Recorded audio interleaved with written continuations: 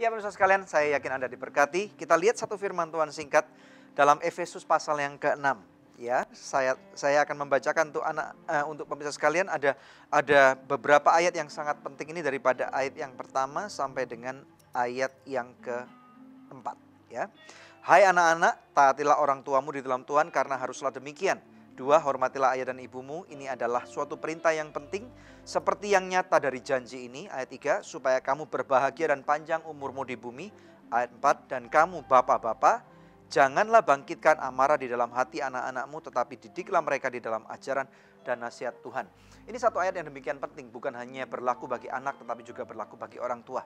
Saya pernah memakai ayat ini untuk tanpa saya sadar menghakimi anak saya. Ya, saya suruh dia baca di tengah-tengah pengertian dia sebagai seorang anak kecil, dengan tujuan supaya kita sebagai orang tua dihormati, dihargai, ditakuti.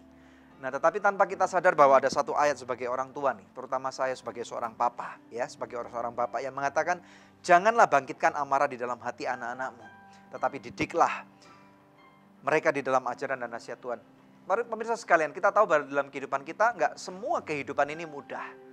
Ada begitu banyak tantangan. Mungkin kita berpikir sebagai orang tua, anak-anak nggak ngerti tantangan kehidupan kita sebagai orang tua.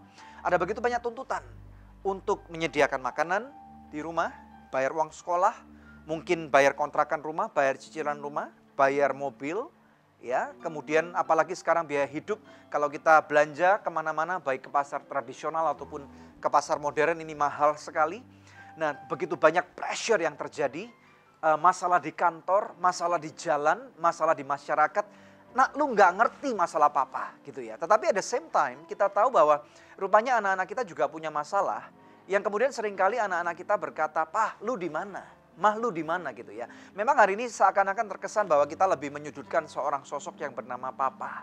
Tetapi tentunya dalam kehidupan sehari-hari kita nggak bisa melepaskan daripada dua sosok ini. Ada papa, ada mama. Anda dan saya diciptakan oleh Tuhan, nggak bisa tiba-tiba berdiri sendirian kayak film yang namanya Terminator, tiba-tiba beng muncul, kita turun dari surga ke bumi. Tapi kita melalui proses kehidupan, di mana Tuhan mengizinkan terjadinya pembuahan, diperlukan dua orang. Bukan cuma laki-laki saja, bukan cuma perempuan saja, tetapi ada papa, ada mama. Nah, bertumbuh kembang tentunya kita tahu bahwa kita juga perlu kedua sosok ini. Kita tahu bahwa pada waktu seorang anak yang tidak mempunyai keseimbangan antara sosok papa dan mama, orang itu akan menjadi seseorang yang cukup aneh gitu ya. Tetapi lebih aneh lagi pada waktu seseorang tidak mempunyai figur papa dalam kehidupannya. Di awal daripada episode ini saya mengatakan bahwa temukan di dalam penjara manapun juga, cari seorang napi yang mempunyai hubungan baik dengan papa kandungnya atau sosok papanya. Kalau Anda bisa menemukan, maka Anda akan menemukan suatu keberhasilan. Dan ternyata hamba Tuhan yang mengatakan ini, kemanapun dia pergi, ke kota manapun, ke negara manapun, dia tidak bisa menemukan adanya satu narapidana yang mempunyai hubungan yang baik dengan papanya. Karena seseorang yang mempunyai hubungan baik dengan papanya, maka orang itu akan secure. Kita tahu bahwa ada banyak pengajaran, dan di Good News Program pun saya sudah banyak memberikan pengajaran bahwa papa mempunyai peran yang sangat penting dalam kehidupannya. Papa memberikan visi, papa memberikan identitas, papa memberikan security, papa memberikan hal-hal yang lain. Dan pada waktu seorang anak dekat dengan papanya, mendapatkan recognition daripada papanya. Wow, kayaknya I am over the world gitu ya. Saya ada di puncak daripada dunia ini. Pada waktu saya mengangkat anak saya, baik yang laki-laki pada waktu dia masih kecil, anak saya perempuan pada waktu dia masih kecil, wow, rasanya hatinya luar biasa sekali. I am on top of the world gitu ya. Pada waktu anak saya masih kecil, saya suka gendong mereka di pundak saya gitu ya. Rasanya wow, bangga banget. Pada waktu saya masih kecil, beberapa kali papa saya juga gendong saya di sana. Wow, saya masih kecil, papa saya punya sepeda motor Vespa itu ya, dan saya duduk di depannya. Kayaknya wow, I'm on top of the world gitu ya. Bagaimana kemudian pada waktu misalnya papa-papa mulai kemudian meninggalkan anak-anaknya, meninggalkan keluarganya.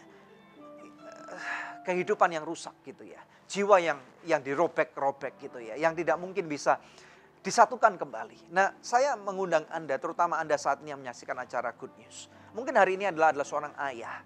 Dan mungkin Anda menyadari melalui apa yang dibagikan oleh narasumber kami pada hari ini, bahwa Anda sudah jauh meninggalkan keluarga Anda. Terutama meninggalkan anak-anak. Mungkin hari ini Anda di rumah. Tetapi hatimu nggak kepada anak-anakmu. Hatimu nggak kepada keluargamu. Nggak kepada istrimu. Peran Anda sangat besar sekali. Mungkin Anda mengatakan, Pak Daniel, saya sudah menyediakan segala sesuatu. Tetapi tahukah Anda, tidak segala sesuatu itu bisa dipakai atau dibayar dengan uang. Survei membuktikan bahwa di kota besar seperti Jakarta dan kota-kota metropolitan lainnya, Singapura, Hong Kong, Surabaya, Sydney, dan Los Angeles mungkin ya. Seorang pasang orang tua nih, hanya mempunyai waktu 4 menit satu hari kepada anak-anaknya. Dan mendengarkan survei ini, saya bersama dengan istri saya, kami mengambil keputusan untuk berubah. Setiap hari kami mau belajar untuk berusaha untuk mengetahui lebih dalam, meyakinkan bahwa kuota 4 menit ini harus terlewati. Karena kadang-kadang di dalam kesibukan kita, 4 menit aja kita nggak punya waktu buat anak kita. 4 menit aja kita nggak punya waktu buat istri kita. 4 menit aja kita nggak punya waktu buat suami kita. 4 menit aja kita nggak punya waktu buat keluarga yang kita cinta. Dan mereka memerlukan itu. Maukah Anda berubah? Tidak ada satu orang pun di dunia ini dapat merubah Anda. Kecuali Tuhan dan kecuali diri Anda. Saya yakin hari ini Tuhan memakai acara Good News episode ini untuk membuat Anda, pikiranmu terbuka, hatimu terbuka. Dan sekarang keputusan ada di tangan Anda. Kalau Anda memutuskan untuk berani mengambil keputusan untuk berubah, saya yakin Roh Kudus akan memberikan jalan yang luar biasa. Memberikan keberanian. Dan jembatan itu pasti akan terbangun dengan baik. Mari kita berdoa. Bapa, di dalam nama Tuhan Yesus Kristus aku berdoa untuk para papa di luar sana, para ayah, para dedi. Tuhan, Engkau pakai mereka. Pada waktu hati kami Tuhan mulai mencari Engkau. Pada waktu kami menyadari Roh Kudus hanya Engkau yang membawa bisa kesadaran ini kepada setiap kami. Tolong kami Roh Kudus. Kami berteriak minta tolong. Lawat kami. Di tempat kami berada pada saat ini. Di tengah-tengah kehancuran hati kami. Lawat kami. Lawat kami. Lawat kami. Siapapun Anda. Biarkan Tuhan menjamah hatimu. Melunakkan hatimu yang keras seperti batu. Dan seperti firman Tuhan katakan, Dia sanggup merubah hatimu menjadi selembut daging. Terima kasih Tuhan. Dia Bapa yang baik. Dan biarlah Bapa di surga menaungi hidupmu. Memberikan figur yang benar kepada Anda. Saya berdoa saat ini pemirsa sekalian, siapapun Anda. Bapa mengasihimu, Dia tidak menghakimu. Sejauh-jauhnya Anda jatuh, Anda meninggalkan Dia. Kembali. Bapa menantikanmu dengan tangan terbuka. Dan saat ini biarlah kuasa Roh Kudus menunjukkan kepadamu bagaimana Bapa di surga memeluk Anda. Terima pemirsa, di dalam nama Tuhan Yesus Kristus. Dan biarlah melalui kasih yang sempurna ini, kasih agape daripada Bapa, tercurah kepada hidupmu, menjangkau kepada anak-anakmu. Pulang ke rumah, pulang. Peluk mereka, peluk. Katakan Papa minta maaf, di dalam nama Yesus. Katakan kepada istrimu, aku minta maaf. Mungkin engkau adalah istri, katakan kepada suamimu, aku minta maaf. Biarlah pemulihan keluargamu terjadi saat ini, sekarang juga. Kasih dari surga melawat rumah tanggamu.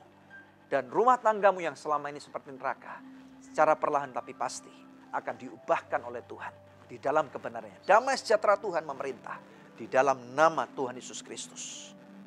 Yang percaya dan sudah dilawat oleh Tuhan, katakan bersama dengan saya. Amin.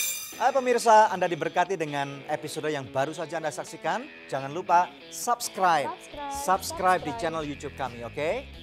Karena masih ada begitu banyak episode Good News lainnya yang pasti akan memberkati kehidupan Anda.